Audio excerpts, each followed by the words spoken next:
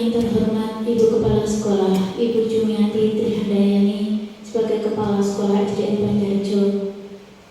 Yang terhormat Bapak Sugihartono, Sarjana Pendidikan CGP Angkatan 11 Jatim dari SDN Banjarjo, Kecamatan Barat, Kabupaten Magetan. Juga seluruh peserta yang hadir di sini, rekan sejawat, Bapak Ibu guru yang kami hormati.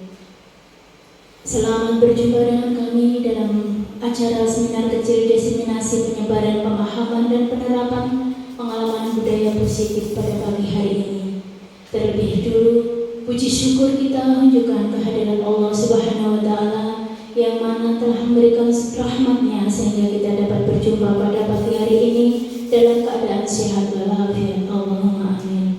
Salawat serta salam juga tak lupa kita tunjukkan kepada Kanjeng Nabi besar Muhammad SAW yang mana akan senantiasa kita nantikan syafaatnya sejak di dunia sampai di akhir nanti. Untuk itu akan saya bacakan acara pada pagi hari ini, yaitu satu pembukaan, yang kedua doa, ketiga sambutan Kepala Sekolah SDN Banjarjo Ibu Jumiati Trihandayani, keempat materi inti, kelima tanya jawab, keenam refleksi, dan ketujuh penutup. Baiklah Bapak Ibu semuanya, marilah kita buka saja acara pada pagi hari ini dengan bacaan basmalah bersama-sama. Bismillahirrahmanirrahim. Acara selanjutnya adalah doa. Kepada beliau Bapak Tovan Dwi Ananta sebagai petugas kami persilakan. Assalamualaikum warahmatullahi wabarakatuh. Mari Bapak-bapak Ibu sekalian, kita bersama-sama berdoa agar di dalam terlaksananya acara diseminasi budaya positif ini diberikan kelancaran, kesuksesan, dan bermanfaat bagi kita semua. A'udzubillahi minasyaitonirrajim. Bismillahirrahmanirrahim. Allahumma shalli ala sayyidina Muhammad wa ala ali sayyidina Muhammad. Walhamdulillahirabbil alamin. Allahumma inna rahmatan fid dini wal afiyatan fil jasadi wal ziyadatan fil ilmi wal barakatan fil rizqi wa dawatan qabla maut wa rahmatan dal maut maghfiratan ba'dal maut. Allahumma syafaratul maut wa nadar minan nar wal hawa wal hisab. Rabbana tujibulana ba'da asyhadana wa bilana min ladunka innaka antal wahhab. Rabbana atina fid dunya hasanah wa fil akhirati hasanah wa qina adzabannar bi rahmatika ya arhamar rahimin walhamdulillah. Demikian doa, semoga acara hari ini bisa terlaksana dengan apa yang kita harapkan. Terima kasih kepada Bapak Tovan Dwi Ananta. Semoga doa yang diberikan menjadi berkah. Selanjutnya, acara yang ketiga adalah sambutan dari Kepala Sekolah SDN Banjarjo kepada beliau Ibu Jumiati Trihandayani. Dipersilakan.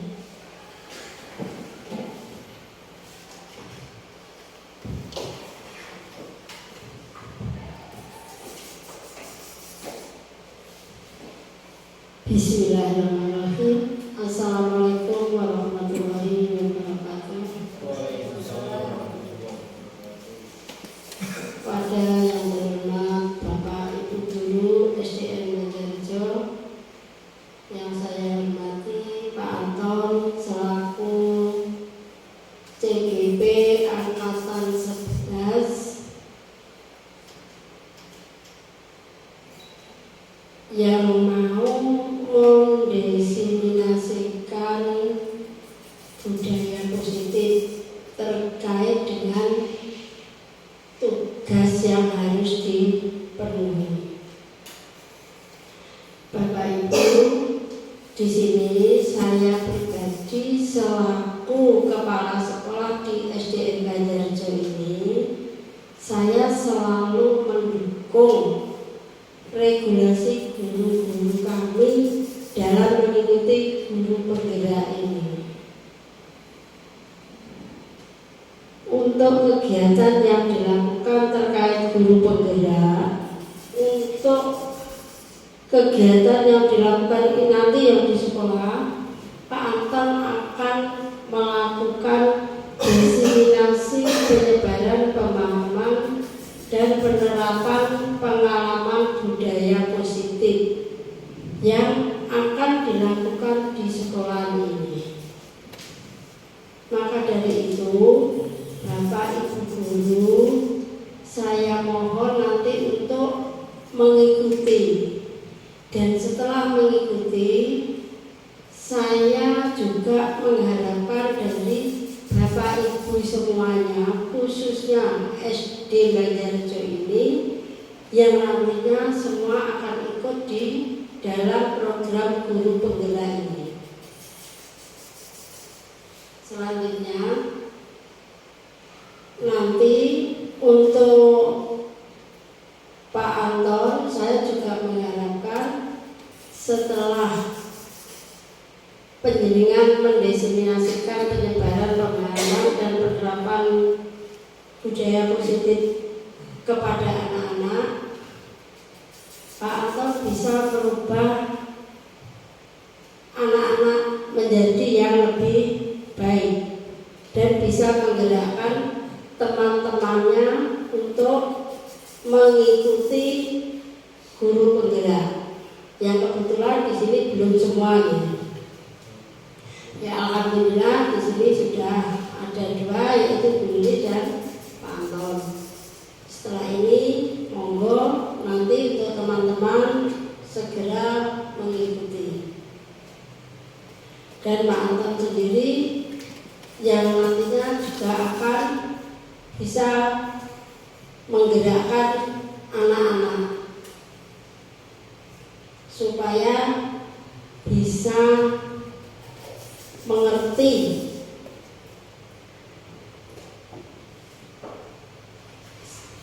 untuk teman-teman. Sekali lagi,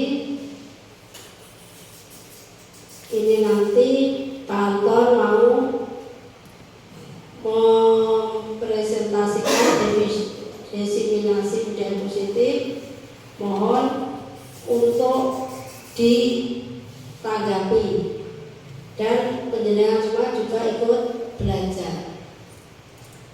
Itu saja pesan dari saya. Semoga Pak Anton nanti dalam mendiseminasikan bisa berjalan dengan lancar. Akhir kata, wassalamualaikum warahmatullahi wabarakatuh.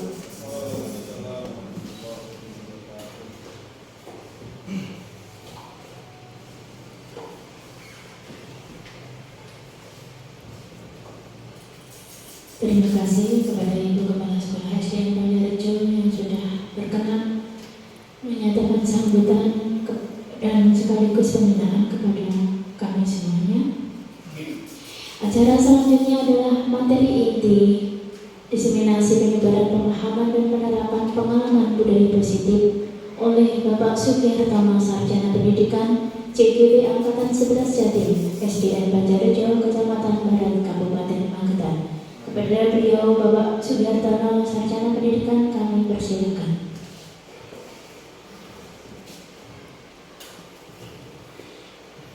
Assalamualaikum warahmatullahi wabarakatuh. Pertama, yang terhormat Ibu Kepala Sekolah SDN Banjarjo serta rekan-rekan guru SDN Banjarjo yang kami banggakan. Pertama-tama marilah kita panjatkan puja dan puji syukur kepada Allah Subhanahu wa taala karena pada pagi hari ini kita bisa melaksanakan diseminasi penyebaran pemahaman dan penerapan pengalaman budaya positif yaitu di sekolah SDN Banjarjo.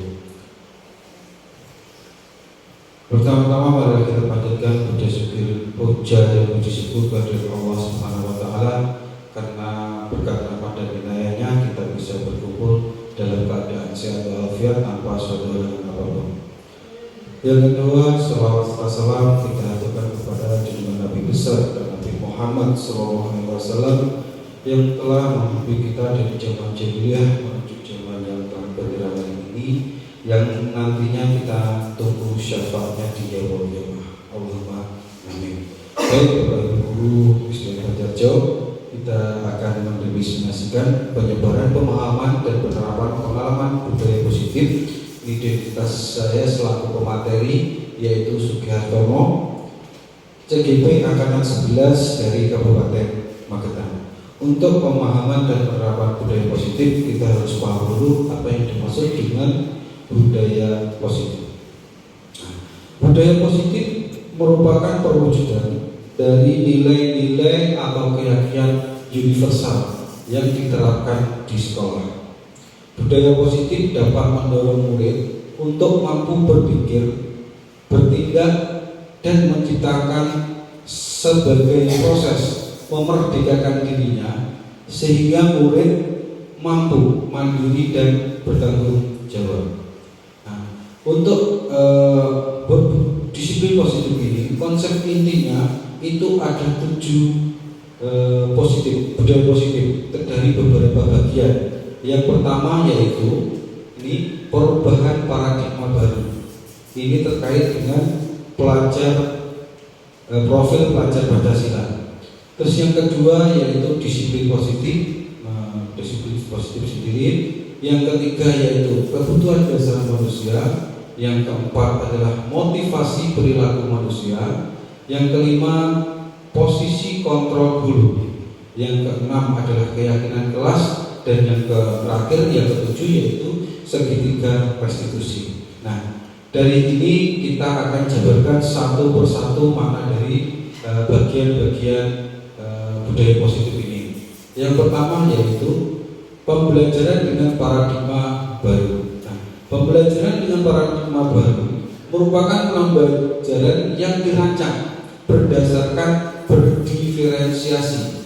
Berdiferensiasi itu adalah perbedaan, sehingga para peserta didik belajar sesuai dengan kebutuhannya berdasarkan tahap perkembangannya sesuai psikologi modern untuk mewujudkan profil pelajar Pancasila. Sedangkan profil pelajar Pancasila itu terdiri dari 6 bagian. Yang pertama yaitu beriman bertakwa kepada Tuhan Yang Maha Esa dan berakhlak mulia.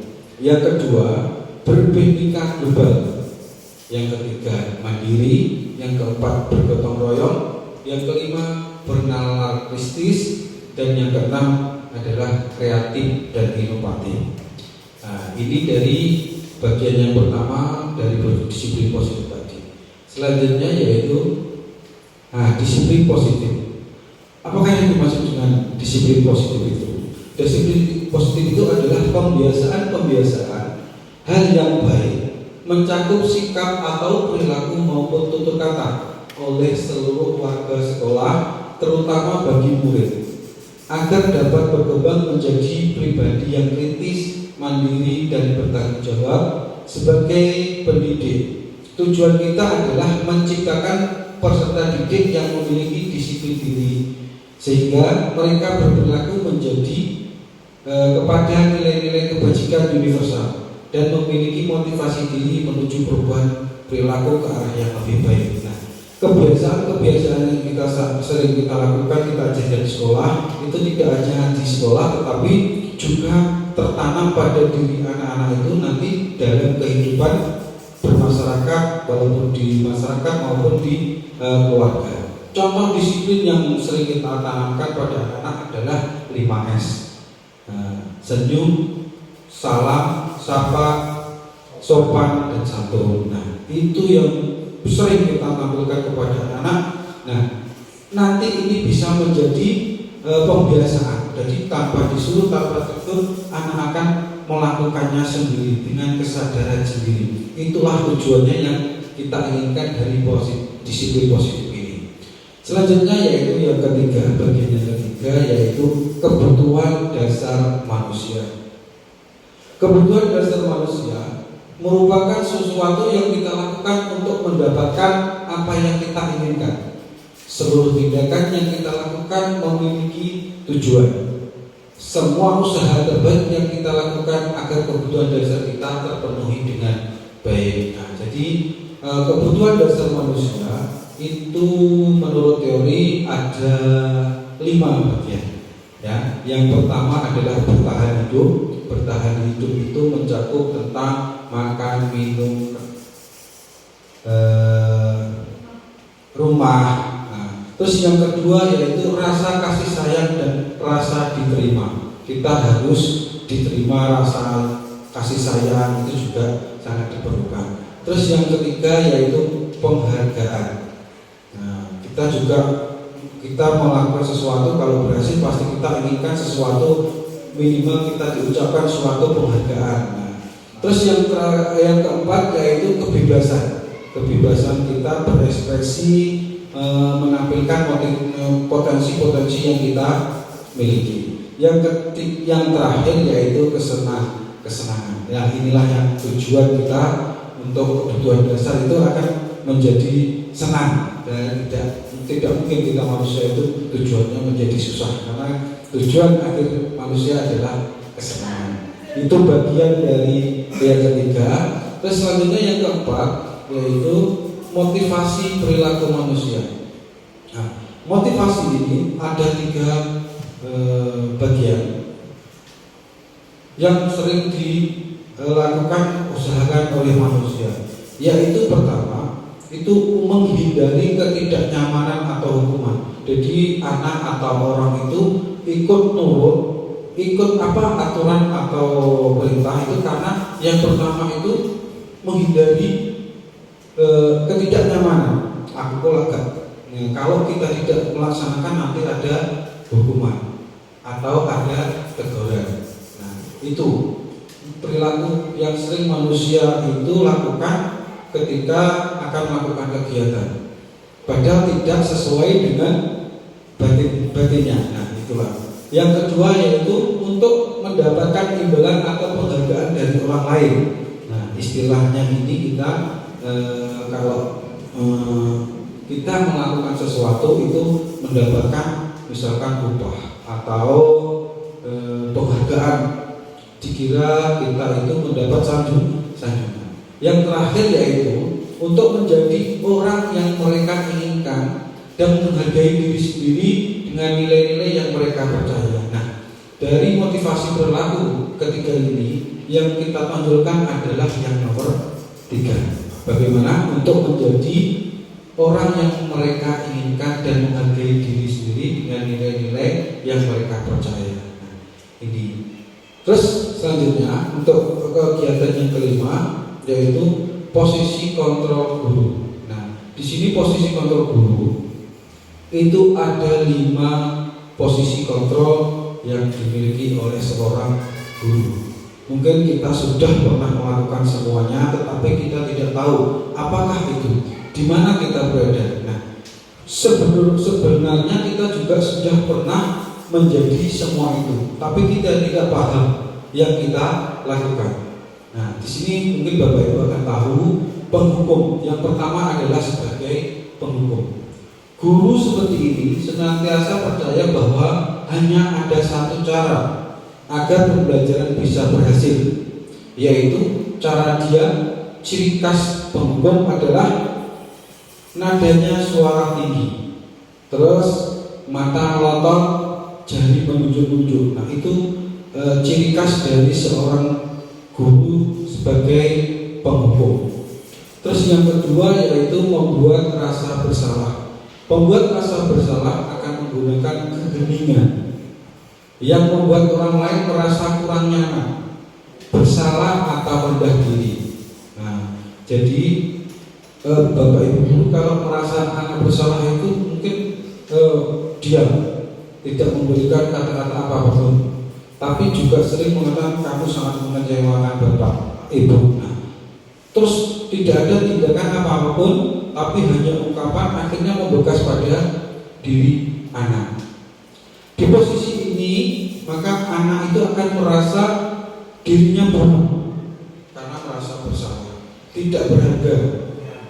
Nah, mengecewakan orang yang disayangi karena saat terlanjur sayang, terus yang disayang mengucapkan kamu mengecewakan saya. Nah, itu akan rasa sayang yang tadi kita gali itu akan hilang, menjadi anak itu merasa buruk bahwa dirinya itu paling buruk. Nah, ini posisi kontrol yang kedua. Terus yang ketiga yaitu posisi kontrol guru sebagai teman. Guru sebagai teman dapat berdampak positif maupun negatif. Dampak positifnya jika terjalin hubungan antara murid dan guru. Nah, hubungan ini terjalin akrab itu adalah dampak positif dari posisi kontrol sebagai teman. Sedangkan dampak negatifnya, jika suatu saat guru itu tidak bisa membantu murid, maka murid akan merasa dikecewakan lagi. Nah, dan murid akan bertindak untuk guru tertentu. Murid itu kalau sudah disayang sama wali, misalkan wali kelasnya, kalau diperintah wali kelas yang lain itu tidak akan merasa nyaman. Jadi mau bertindak itu dengan wali kelasnya masing-masing. Karena kita terlanjur posisi kontrol kita yang kita tekankan yaitu sebagai teman. Jadi sebagai teman itu ada dampak positifnya, juga ada dampak negatifnya. Negatifnya suatu saat ya seperti itu. Kalau kita mengecewakan siswa, maka rasa kecewa itu akan tumbuh semakin besar. Nah, jadi Bapak Ibu, kita kalau posisi kontrol guru sebagai teman jangan berlebihan. Terus yang keempat yaitu posisi kontrol guru sebagai pemantau. Memantau berarti mengawasi. Ini digarisbawahi. Memantau berarti menggarisbawahi. Jadi semua tindakan murid kita pasti kita awasi. Nah, itu dimana merasa anak itu akan merasa terkekang, tidak bisa berekspresi dengan baik. Nah, jadi siswa merasa tidak nyaman untuk melakukan kegiatan. Kemerdekaan siswa itu tidak diperoleh di sekolah karena merasa dipantau dan diawasi terus. Ini juga kurang baik. Yang terakhir yaitu posisi kontrol sebagai manajer. Posisi kontrol ini, guru berbuat sesuatu bersama dengan murid, mempersilahkan murid untuk mempertanggungjawabkan perilaku, berkolaborasi dengan murid sebagaimana bagaimana memperbaiki kesalahan yang ada. Ya, jadi kalau ada anak melakukan kesalahan, kita berkoordinasi dengan anak tersebut, berkolaborasi, berbincang-bincang, nah, sehingga kesalahan yang ada tersebut nanti bisa diselesaikan. Dan fungsi dari guru pada fungsi manajer ini adalah hanya membimbing, tidak menentukan atau mengatur, hanya membimbing, mengarahkan saja. Ini adalah posisi kontrol guru. Bagian yang kelima, yang sekarang adalah yang keenam. Ini yang keenam yaitu segitiga restitusi. Apakah yang dimaksud dengan segitiga restitusi? Segitiga restitusi adalah suatu proses dialog yang diajarkan guru atau orang tua agar dapat menghasilkan murid yang mandiri dan bertanggung jawab. Segitiga restitusi membantu murid memiliki tujuan, disiplin positif dan memperbaiki diri dari berbuat salah.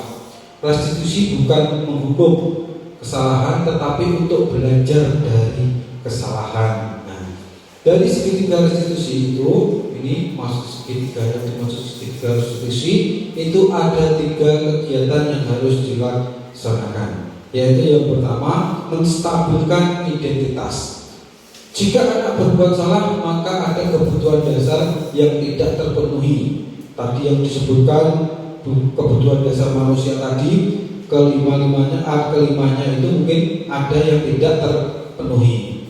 Bagian dasar segitiga restitusi memiliki tujuan untuk merubah orang yang gagal karena telah berbuat kesalahan sehingga menjadi orang yang sukses. Yang kedua yaitu validasi tindakan yang salah. Menurut teori kontrol, semua tindakan salah ataupun benar pasti memiliki tujuan tertentu. Jika anak bersalah, maka yang perlu kita lakukan adalah memahami alasan kenapa anak melakukan kesalahan tersebut, sehingga anak merasa dipahami. Maksudnya yang memberikan komunikasi anak, jadi anak merasa dihargai. Yang ketiga yaitu menanyakan keyakinan. Guru dapat menanyakan keyakinan yang telah disepakati bersama di dalam kelas maupun di sekolah untuk meyakinkan mereka tentang kesalahan yang diperbuat, sehingga siswa dapat memperbaiki kesalahan dan bertanggung jawab secara mandiri. Inilah menanyakan keyakinan, di mana sebelum kita masuk ke kegiatan pembelajaran, biasanya pada awal pembelajaran kegiatan di sekolah itu pasti Bapak Ibu guru membuat yaitu kesepakatan kelas atau keyakinan kelas yang akan nanti kita laksanakan bersama dengan siswa atau siswi kita dengan lingkungan sekolah maupun di dalam sekolah. Nah, contoh dari keyakinan kelas yang tadi kita sampaikan, keyakinan kelas yaitu merupakan kesepakatan kelas yang diyakini bersama, yaitu antara guru dan murid dengan harapan dapat meningkatkan kedisiplinan siswa. Jadi peraturan atau keyakinan kelas ini itu nanti yang menghasilkan sendiri adalah anak sendiri. Pengennya kelas itu dibuat seperti apa? Nah, kalau melanggar nanti anak akan merasa dirinya itu tidak sesuai. Nah, jadi contohnya tadi untuk keyakinan kelas, setiap anggota kelompok semua berarti dalam satu kelas itu wajib belajar. Jadi semua tujuannya sama untuk belajar. Yang kedua itu adalah senang dan gembira. Anak itu di dalam kelas harus merasa senang. Itu contohnya. Terus yang ketiga yaitu melaksanakan tugas. Apa pembelajaran yang dilakukan berarti anak juga harus siap untuk melakukan. Ini harus muncul di setiap kelas karena nanti kelasnya akan menjadi lebih menyenangkan. Terus yang keempat yaitu saling menghargai. Jadi tidak ada anak yang saling ngejek, saling menghina, itu tidak ada. Terus yang selanjutnya yaitu disiplin. Contoh disiplin juga disiplin waktu, disiplin mengerjakan tugas. Yang selanjutnya yang keenam yaitu bekerja sama. Di setiap kelas itu harus bekerja sama, gotong royong, mengerjakan sesuatu secara bersama-sama demi kepentingan bersama. Yang ketujuh yaitu menjaga kebersihan. Nah, kebersihan terutama juga keindahan itu juga tanggung jawab semua warga kelas. Jadi semua anggota itu menjadi tanggung jawab kebersihan. Terus yang ke-8 yaitu bertanggung jawab. Jika melakukan kesalahan ataupun melakukan tindakan berarti dia berani mempertanggungjawabkan. Yang keenam, yang terakhir yang ke-9 yaitu keamanan sekolah, keamanan kelas.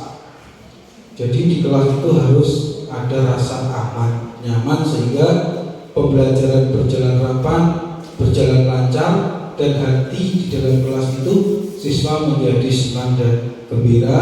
Tujuan pembelajaran akan tercapai dengan baik. Nah, untuk di dalam kelas secara umum itu yang ditingkatkan adalah hormat dan bekerja. Hormat itu kami meyakini bahwa sangat penting menghormati semua orang dan barang milik orang.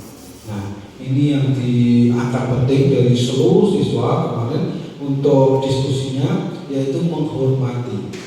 Inilah keinginan kita, yaitu yang selanjutnya mengenai bekerja.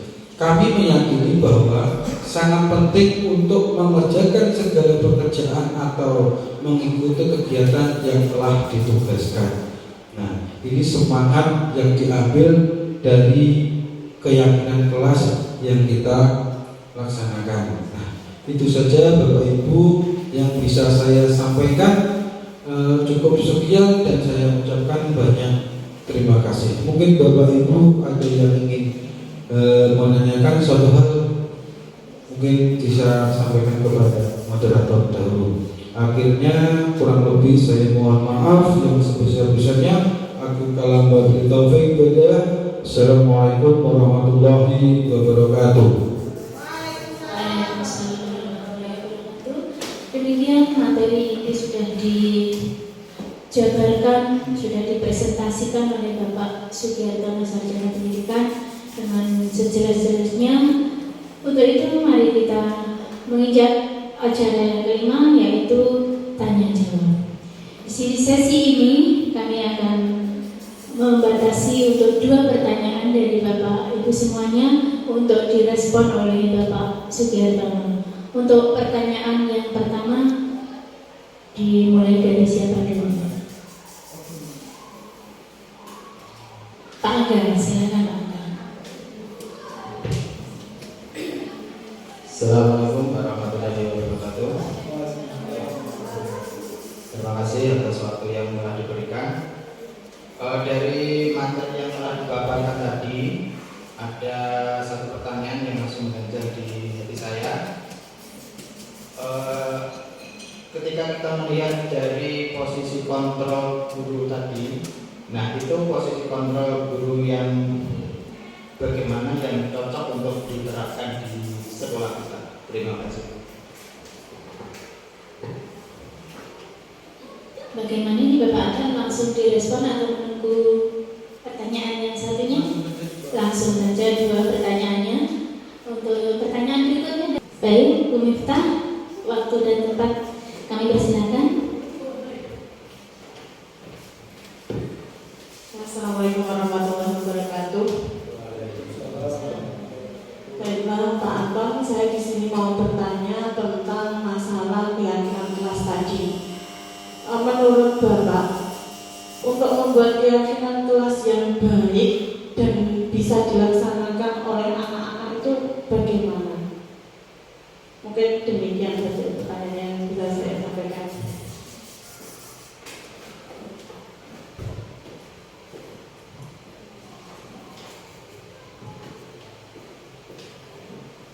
Baik, ada 2 pertanyaan penting yang kita garis bawahi di pagi hari ini, yaitu yang pertama adalah posisi kontrol apa yang tepat untuk diterapkan di sekolah kita saat ini, dan yang kedua adalah bagaimana cara yang baik untuk menyusun keyakinan kelas.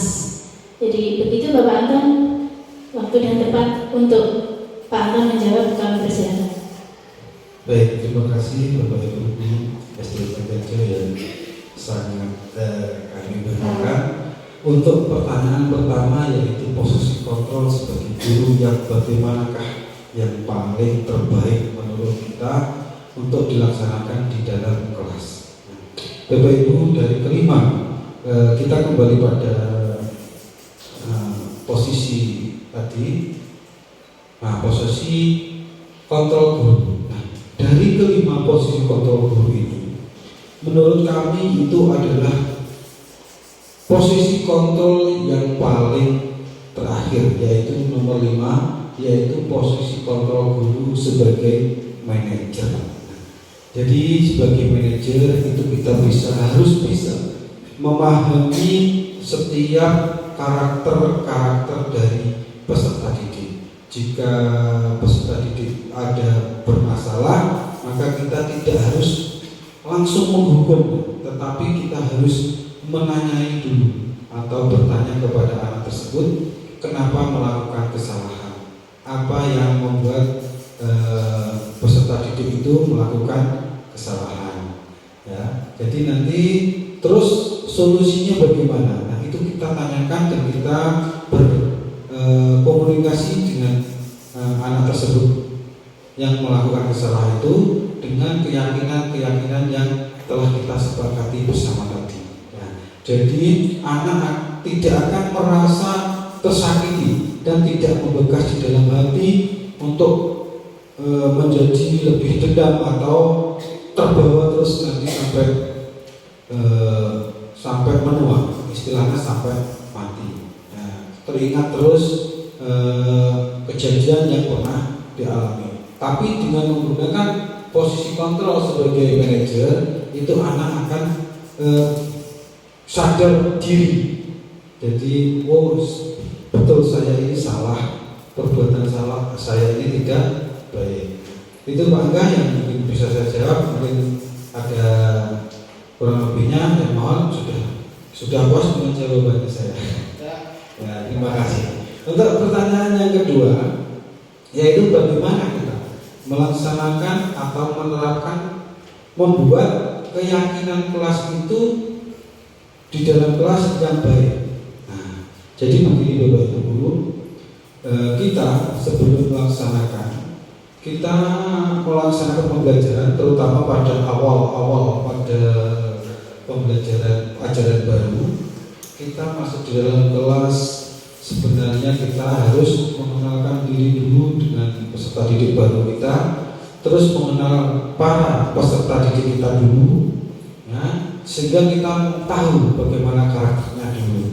Setelah itu kita membuat kesepakatan, yaitu kita membuat atau membuat catatan notes yang bisa kita berikan kepada anak-anak.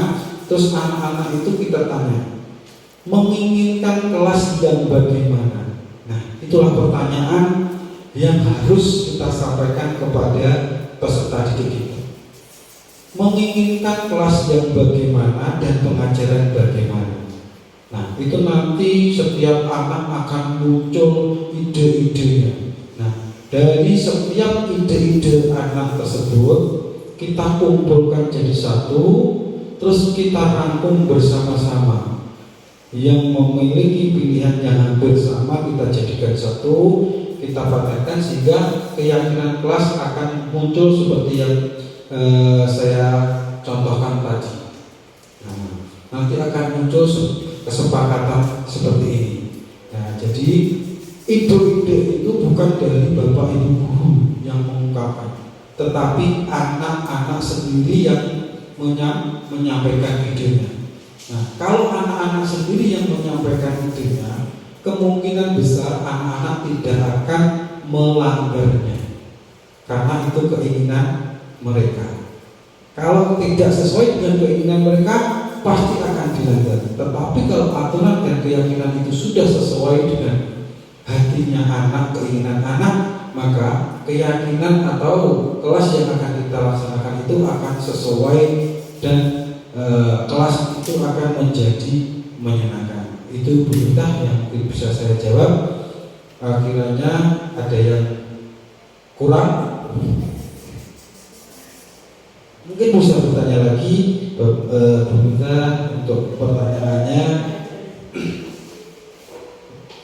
Ini baik Bapak Anton, jawabannya cukup bagus menurut saya. Tapi terus bagaimana jika ketika kesepakatan kelas atau keyakinan kelas itu sudah terbuat dan ada anak yang tetap melanggar keyakinan kelas yang dibuat sendiri, itu bagaimana cara kita sebagai guru menyikapinya?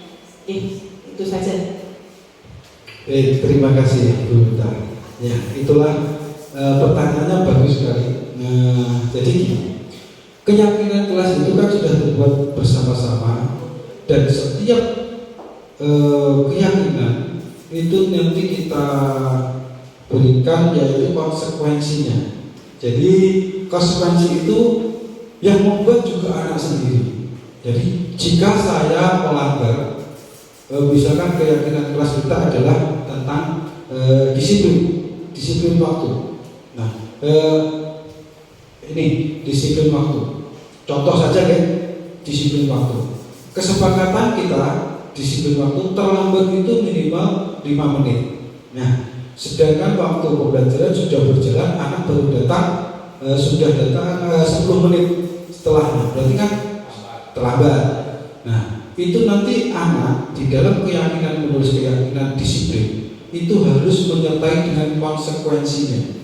Jadi bukan Bapak Ibu gurunya yang menghukum, tetapi itu konsekuensi atas apa yang telah diinginkan. Pak, nanti kalau saya datang terlambat, saya akan lari lapangan 2 kali, misalkan seperti itu. Itu adalah suatu konsekuensi. Nah, jadi jika memang ada terlambat, yang kita dudukkan dengan motivasi tadi, restitusi, segitiga restitusi, kita penyelesaian, kamu telah melakukan pelanggaran disiplin, keyakinan kelas yang telah kamu langgar tentang disiplin. Konsekuensinya bagaimana?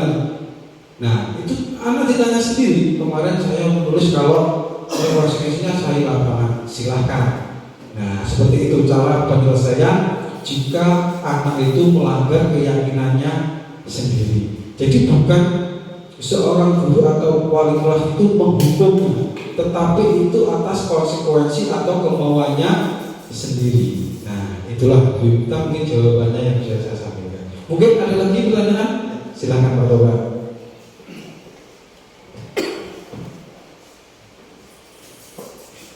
Terima kasih kepada Bapak narasumber, Bapak Sudarsono telah memberikan kesempatan kepada saya untuk menanggapi ya, bukan menanyakan. Di sini saya mau menanggapi dari perihal penyampaian diseminasi tentang budaya positif yang ada, yang mungkin kita temukan di SD kita masing-masing. Dari penjelasan pemaparan dari Bapak narasumber, saya berdiskusi dengan Bapak Ibu guru lainnya, telah menyimpulkan dan juga mendapatkan manfaat daripada pemaparan budaya positif ini. Sebelumnya Bapak Diakono, ya ini saya juga memiliki pengalaman saya sendiri, ya mungkin dalam menangani atau menindak kepada peserta didik saya sendiri bila mana dia berbuat kesalahan, saya mungkin cenderung otoriter atau kekerasan. Selama ini kan setahu saya disiplin itu menurut intelektual saya atau pengetahuan saya itu dari disiplin mungkin bersifat militer. Jadi ketika anak berbuat salah, itu saya langsung tindak dengan cara memberikan hukuman atau teguran atau peringatan. Itu mungkin saya dapatkan saat saya selama mengarungi di SD, SMP maupun SMA. Nah kemudian dalam kuliah mungkin kita diberikan suatu kebebasan, tentunya kebebasan yang berkoridor, tidak bertentangan dengan daripada aturan. Ya, namun itu kan karena mungkin usia dewasa berbeda yang kita alami. Kemudian di tempat saya di sini kan di satuan pendidikan SD banyak muncul potensi-potensi yang ada kemunculan kenakalan, saya langsung berikan suatu tindakan karena ya menurut saya itu seperti penerapan saya di SD, langsung dihukum, langsung lari. Ya emang langsung di anak berhenti melakukan itu.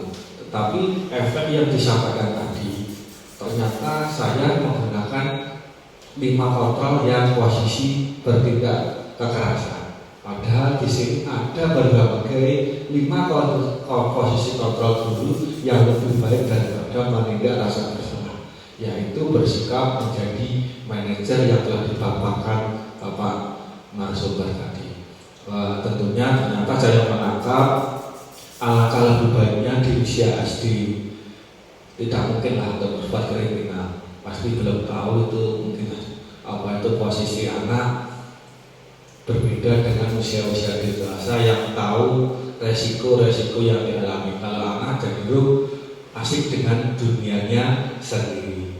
Nah, bila tadi saya mendapatkan atau pernyataan dari diskusi pada ibu guru, bapak guru, ternyata yang tepat dalam posisi pengendali disiplin positif adalah bertindak menjadi manajer, di mana kita selalu mendiskusikan terhadap perilaku anak dan juga konsekuensi daripada perbuatan yang tersebut. Nah, saya sangat mendapatkan ilmu yang sangat berharga dari penerapan ini. untuk kedepannya, sehingga saya lebih mengatur, mengelola emosi saya sendiri. Jujur Pak, kadang saya nggak mau ribet, langsung saja saya cut, langsung saya hotel supaya tidak berbuat seperti itu. Tapi yang itu bagus, ada sisi negatifnya, positifnya ada, tapi negatifnya membuat anak mungkin tertekan atau kurang bisa menginspirasi karena ketakutan pada sosok diri saya. Jadi saya menarik kesimpulan dengan adanya penerapan budaya positif, terutama dengan cara-cara yang pendekatan yang mungkin halus dan juga diberikan pemahaman daripada perbuatan itu, dari konsekuensi yang dibuat diri sendiri, sehingga kelas ini menjadi hidup dengan tumbuh kesadaran pada diri warga kelas maupun warga sekolah. Demikian dari saya yang bisa saya sampaikan tentang acara penerapan disiplin sportif. Ini dapat sangat berharga bagi semua peserta yang mengikuti acara hari. Demikian dari saya. Wassalamualaikum warahmatullahi wabarakatuh. Oke, baik, ini tadi memang sudah bisa menjadi refleksi. Jadi kita sudah melangkah ke sesi berikutnya. Jadi untuk tanya jawab kiranya sudah itu tadi ya Bapak. Saya sebagai moderator saya ambil mengingat waktu ya. Kita sebagai moderator juga sebagai timekeeper. Jadi penjelasan Bapak Anton sudah sejelas-jelasnya, bisa kita terima semuanya, dan kita garis bawahi bahwa anak di zaman sekarang, pendidikan di zaman sekarang merujuk kepada pendidikan, prinsip pendidikan Ki Hajar Dewantara yang membebaskan anak, memerdekakan anak sesuai dengan keinginan masing-masing. Begitupun dengan konsekuensi juga sesuai keinginan masing-masing yang diwujudkan dalam keyakinan kelas. Dan kalaupun keyakinan kelas itu dilanggar, berarti kita harus merestitusi. Begitu ya Bapak Ibu semuanya. Saya garis bawahi seperti itu. Untuk acara selanjutnya adalah refleksi. Tadi refleksi pertama sudah disampaikan oleh Bapak Taufan Dwi Antanta. Kalau begitu saya sendiri yang akan merefleksi kegiatan pada hari ini. Saya merasakan cukup singkat, padat dan jelas, sejelas-jelasnya, dan alhamdulillah kita semua bisa hadir untuk merasakan pengimbasan dari ilmu yang sangat berguna ini. Dan saya harapkan kedepannya teman-teman semuanya juga punya keinginan, punya motivasi yang sama seperti Bapak Sudiartono untuk maju bergerak di dalam program CDP. Begitu. Kiranya dari refleksi dari saya cukup. Apakah Pak Anton mau memberikan refleksi sendiri? Cukup. Untuk acara hari ini sudah selesai.